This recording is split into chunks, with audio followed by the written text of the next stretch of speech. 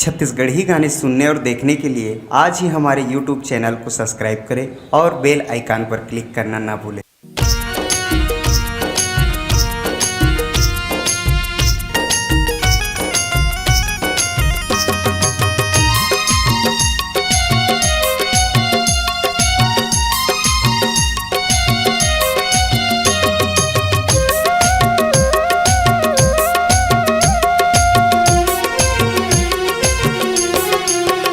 नैना मार के दीवानी बलाए मोलाओ आप हमार के। नैना मार के दीवानी बलाए मोलाओ आप हमार के। गजरेली नैना हाय ओ हाय ओ हाय। गजरेली नैना करे जाल भेद डरे आप हमार के।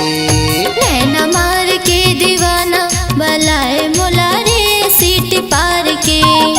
नैना मार के दीवाना बलाए मोला रे सीट पार के।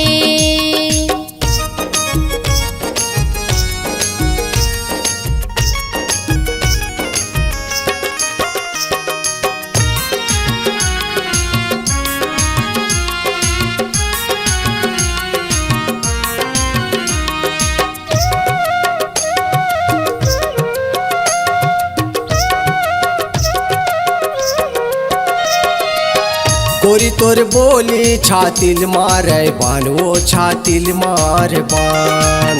सुध बिसरागे छूटत है परान वो छूटत है परान।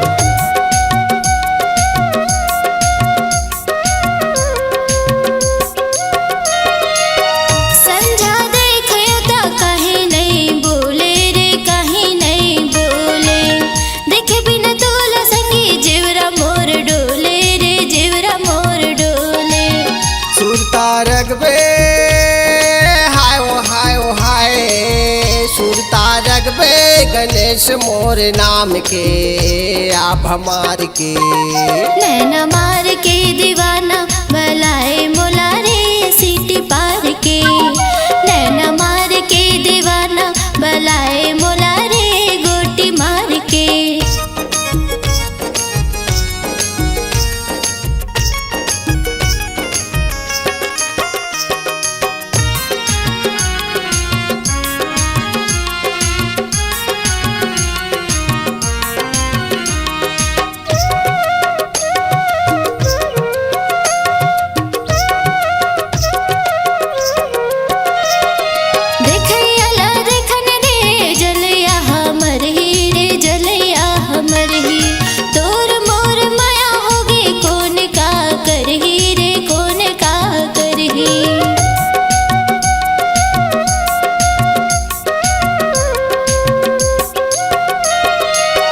मन के पीराला कौन ला बताओ कौन ला बताओ। तोर घर तीर मैं कैसे के आवाओ कैसे के आवाओ। आना तेरे हाय ग हाय ग हाय।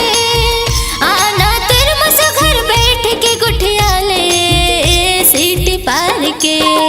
नैना मार के दीवानी बलाए मोलाओ आप हमार के। नैना मार के दीवानी बलाए मोलाओ आप हमार के।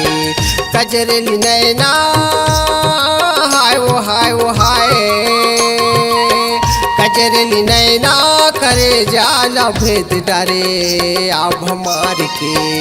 नैना मार के दीवाना बलाए मोला रे सीटी पार के। नैना मार के दीवाना बलाए मोला रे गोटी मार के। नैना मार के दीवानी बलाए मोलाओ आप हमार के।